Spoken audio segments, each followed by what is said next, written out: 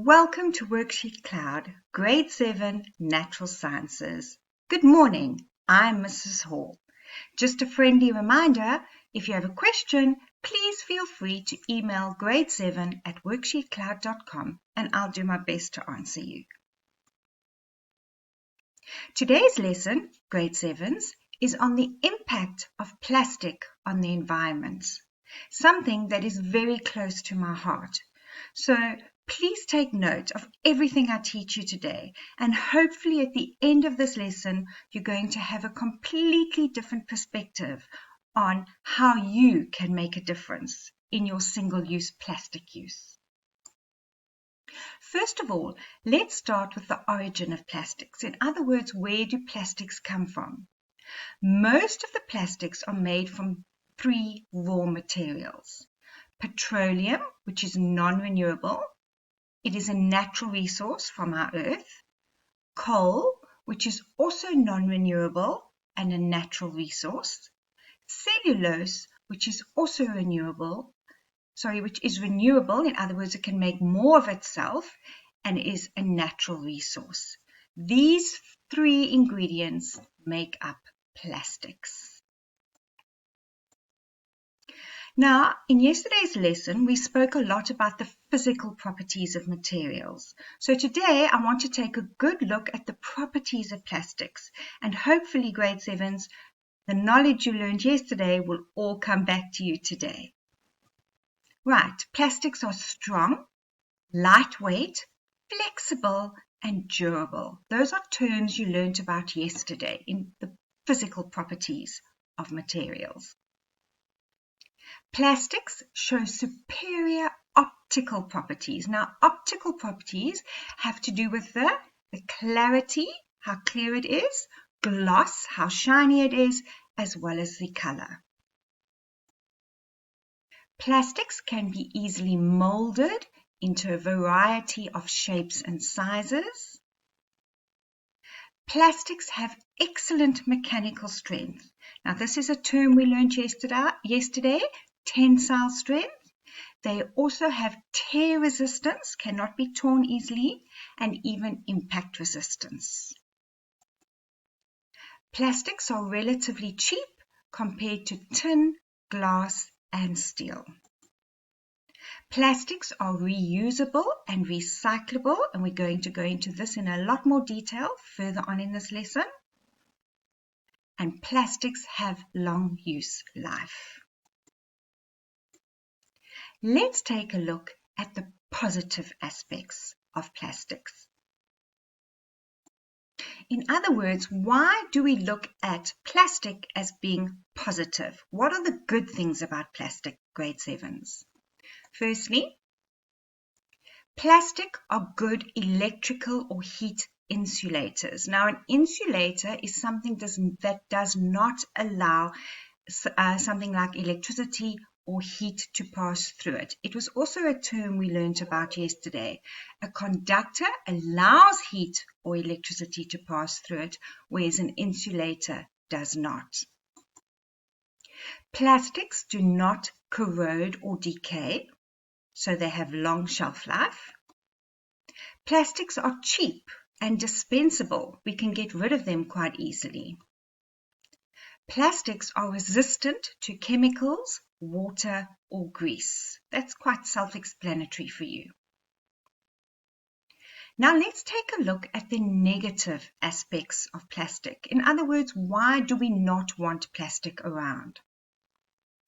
Plastics can either be biodegradable or they degrade very slowly. Plastics are flammable and release toxic fumes when burned. That's not great.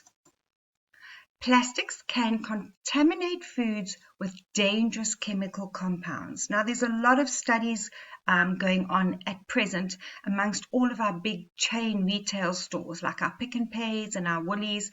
They are trying to get rid of plastic covering on our food that we buy because of this reason, that there's this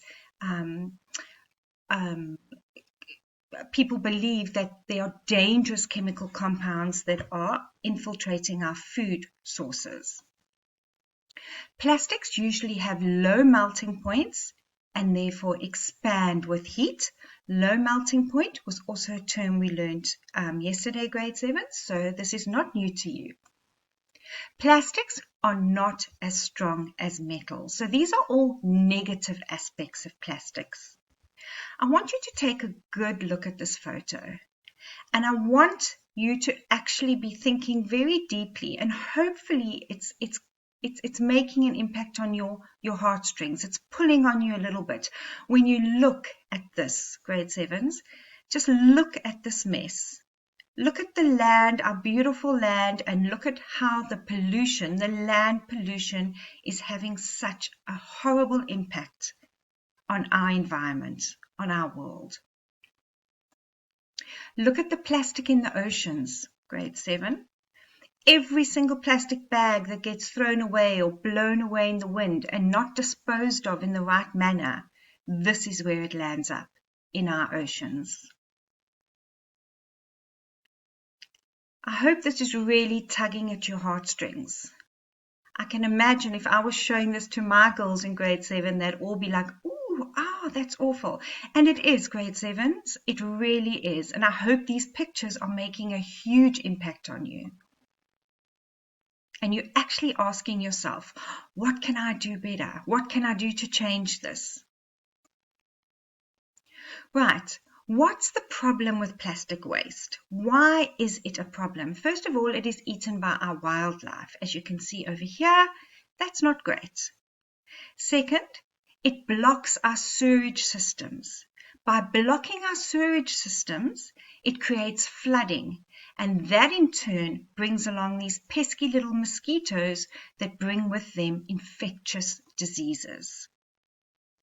Another problem with plastic is that it uses petroleum in order to be made, and it is also degrading our landscape. Now, this was a slide I took from a resource that I found online. So it talks about Bali's landscape right here. And then look at where I want to give copyright to these people over here from the sources that it was taken from. Now, there are 9 reasons to refuse single-use plastic. Now, single-use plastic, what is it? Single-use plastics are plastics that are only used once before they are thrown away or disposed of or recycled. So why should you refuse single-use plastics, grade 7? Let's take a closer look. First of all, they are made from fossil fuels. Second of all, they leave a very huge carbon footprint on our Earth. 3, they will still be here in hundreds of years. They take a long time to decompose. Number 4, only a very tiny percentage of single-use plastics is recycled. Number 5, they leach toxins into our food and our drinks. Number 6, they cause hormone disruptions and cancers. Number 7, they pollute our oceans. Number 8, they kill marine animals and birds. And number 9, it enters our food chain, which is a problem because by entering our food chain, it also comes to us eventually. Right, in our grade 7 textbooks, grade 7, one of our skills was to draw a bar graph. So I quickly want to bring this skill in before I carry on with the impact of plastic on the environment, because in class you would have been expected to do bar graphs. So basically, you would have to make sure that you have your information over here. I've given you the items. For example, an aluminium can, and I've given you the time taken to biodegrade in years. How long does it take to be biodegradable? 200 years for aluminium cans, 50 years for leather, etc., etc. Now, in drawing your bar graph, you would make sure you have an even scale on the y-axis.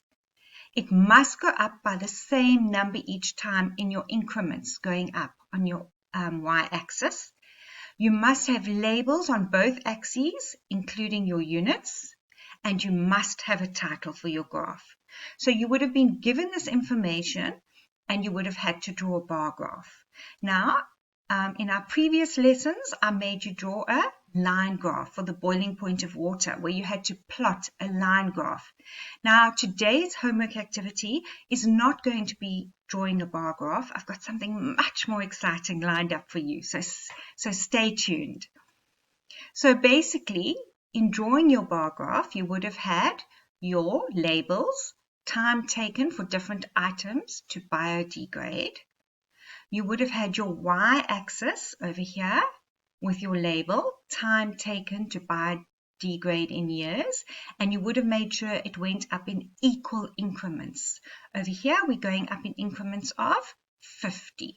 We start at 0, 50, 100, 150, 200, and so on. On our x-axis, we would have had the label, the different items, and then we would have plotted our bar graph, grade 7s. So aluminium cans, we can see straight away, take 200 years to be biodegradable. Leather takes 50 years. Plastic bottles take 450 years. A styrofoam cup takes 50 years. It's incredible when you actually look at it like this. And then wool socks was 1 year, so it doesn't even feature on this graph. So wool is actually able to biodegrade quite easily. Interesting. Right, so now let's get back to the impact of plastic on the environment. Let's take a look at plastic in our oceans. Right, so there are 2.5 billion metric tons of solid waste produced all around the world. And within that, 275 million metric tons is plastic waste. Let that sink in. 2 billion people within 30 miles of the coast, in other words, people who live close to the coastline, okay, create 100 million metric tons of coastal plastic waste. And every single year, 8 million metric tons of plastic goes into the ocean, grade 7s. Isn't that scary? Please make sure you dispose of your plastic bags correctly. Like it says here, thank you, please put me in the bin. See a paper, pick it up. All day long, you'll have good luck. I love walking around the corridors saying that to all the children in my school. See a paper, pick it up. All day long, you'll have good luck. And not only will you have good luck, you'll be doing good for the environment as well. Right, for those of you who haven't heard of the Great Pacific Garbage Patch, do yourself a favor. After this lesson, Google the Great Pacific Garbage Patch and watch a few of the videos that are there that explain it. But a brief outline, the Great Pacific Garbage Patch is waste that has become trapped by rotating ocean currents. Okay, so basically in the middle of the Pacific Ocean, there is a huge garbage patch. This garbage patch is thought to cover an area around twice the size of France. Scary. The plastic varies in size from household objects to tiny particles, microscopic particles that you cannot even see with your eyes. Estimates suggest that in this area alone, plastic particles outnumber plankton 6 to 1. Is that not a scary thought? There's more plastic than plankton. It is not only affecting species at sea, but it's also washing ashore. And by washing ashore, it's also affecting our animals on land, not only our ocean animals. Grade 7, in my research for this lesson, the impact of plastic on the environment, I came across the most incredible website. It is called Archiveorg, and this is where today's homework comes into place. So this website is for a world worth experiencing and protecting. Wow, I tell you, I was blown away by this website. It made me want to go out and save the world tomorrow. And the moment that this lockdown is lifted, I promise you, I'm going to get more involved in how we can save our environment, how we can look after our earth. So a lot of my credits go to archive.org for my next couple of slides. So they did a case study on the power of plastics, and they said, why is plastic such a problem? And basically over here, the photos are incredible on this website. So there is copyright on all of them, so I do acknowledge the copyright as we go through these slides. Around 275,000 tons of plastic are used each year. That's about 15 million bottles per day. Globally, around the world, we make around 265 million tons of plastic each year. Plastic generally isn't biodegradable, or it takes a really long time to be degradable, and can take up to 500 years to decompose a piece of plastic. Let this picture sink in, grade 7s. So I then came across the most amazing film. It was called A Message in the Waves, and that is your homework for today. You are going to watch this video. This video talks about the Laysan albatross, which breeds mainly on the northwestern Hawaiian Islands. It spends nearly all of its life at sea, only returning to land to breed. It feeds mainly on squid and fish, which it skims from the surface of the water or catches by shallow diving. And look at that beautiful picture, that beautiful family picture. It's gorgeous. Right, so your homework. You are going to Google Hawaii Message in the Waves. There are quite a few videos on this. So if you've got the time, choose the longer videos. They give you more information. Or if you don't have the time today, just choose a short 3 to 5 minute clip. It still gives you all the information you need to know. And grade 7s, just do it. Because if we were in class, this is what we would be doing. We would be doing this video amongst plenty of other videos. Right, so basically they took measuring the waves, and they said for scientists working in conservation, being able to measure and quantify our human impact on the environment is really important. So they want to measure the impacts of plastic, and they did it on this albatross. So for the plastic waste example, you could measure, okay? And I hope these pictures are pulling at your heartstrings. Take a good close look. So you would look at the number of chicks successfully fledging, which means leaving the nest each season. Okay, so how many of them get to leave the nest?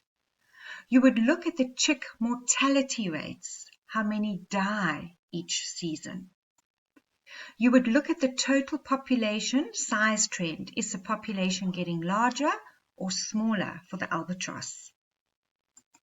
You would look at the quantity of plastic inside the albatross boluses. Now that is the massive chewed food that goes into their stomachs. And there you have a good example. You would look at the quantify the amount of plastic that is actually on the beach. Now, why are species becoming endangered?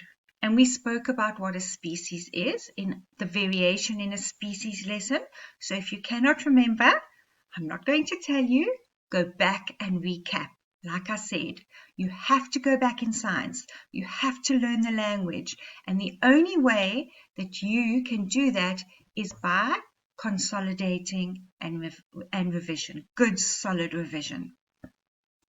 Now, often species are endangered as a direct result of human activity. We are the humans. It's our activity that endangers them. Some of the most common threats include habitat loss. That is through our urbanization. That is through us going into our forests, cutting down the trees, and making land for urban development, making way, for urban development, so that we can have more shopping malls. Hunting and poaching, it's a big one, especially here in South Africa. We're working on it all the time. You know what's happening with our rhino population. Invasive species, species that are invading our indigenous species. Climate change. Wow. Remember not so long ago when our biggest concern was climate change. And I know we all focused right now on COVID-19 and the coronavirus, and that's our biggest concern. But wouldn't you love to go back to our biggest concern just being climate change? Those were the days. Right. Collection and the pet trade. And this one might upset some of you, but it's the reality and you need to be made aware of it, grade 7s. Pollution. That is why species are endangered. And we've looked today at the impact of plastic on the environment, land pollution, ocean pollution. How is this affecting our species? Let's take a look at the green turtle, right? It's currently considered an endangered species. It doesn't start to reproduce until 26 to 40 years of age. It returns to breed only once every 2 to 5 years. The female hauls out onto the beach at night and digs a large nest with her back flippers. Now let's take a look. How is it affecting the green turtle, grade 7s? Let me make this real to you. This is what a typical nesting habitat should look like. Right? That's what it should look like when you go to the beach. And if you've ever been lucky enough to see the turtles coming onto the beach, which here in Cape Town, some of us do get to see. Right? But these nesting sites are looking increasingly more like this. Again, is it tugging at your heartstrings? I sincerely hope so. What can we do? We can help clean up. Participate in a litter pick-up or beach cleanup. Yes, let's get involved. This is me after lockdown. I'll see you there. Reduce your use of plastic products. Reuse plastic bags and other plastic products where possible. Do not have single-use plastic. Reuse, reuse, reuse. Dispose of your plastic waste properly. Always recycle where possible. Reduce, reuse, recycle. Those are 3 words that you know and you know them well. Hopefully you're doing it at home. If not, start today. Set up 3 separate containers or bins. 1 to reduce your plastic, 1 for reusable plastics, and 1 for recyclable plastics. Do it now, grade 7. Now, your task. What do I want from you? This is not homework that is going to be posted today, but this is something that you can work on in the next few weeks in your spare time. So move away from Netflix, move away from screen time, move away from gaming, and do yourself a favor and do this task. You will only benefit from it. I want you to choose a different human impact topic. Not plastics, we've done plastics today. And pick a species affected by it, which you would like to research. Using this amazing website, Archive, and other web resources, find as much information as you can about your chosen species and how it is affected by human impacts on the environment. I want you to make a PowerPoint. Doesn't have to be a PowerPoint, it could be Google Slides. And I want you to introduce your species, explaining why it is threatened, and describing how you could measure the impact humans have on this species. I want you to illustrate your presentation using photographs and films from the Archive website. And the amazing thing is it's free.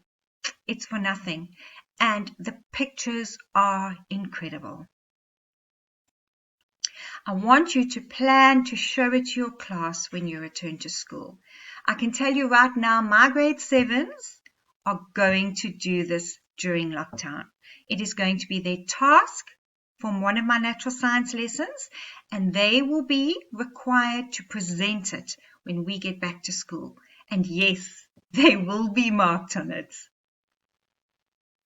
These are your possible topics, grade 7s. I want you to look at habitat loss and deforestation, hunting and poaching, invasive species, climate change, and this is only for the strong people out there. The collection of pets and the pet trade, and how they use it in wet markets. And it's a hectic topic. So by all means, look at it, but it will affect you, and it will make you cry. So if you know you're not strong enough for it, rather look at one of these other topics to choose. Grade 7, thanks for watching. I hope you enjoyed this lesson. It is a bit longer than your normal lessons, but I kind of got carried away in preparing this lesson for you. As I went through what was required from the curriculum, I just delved deeper and deeper and deeper. So enjoy your afternoon and get started on those presentations to show your teachers. Make them proud, grade 7s. I know my class is going to make me proud.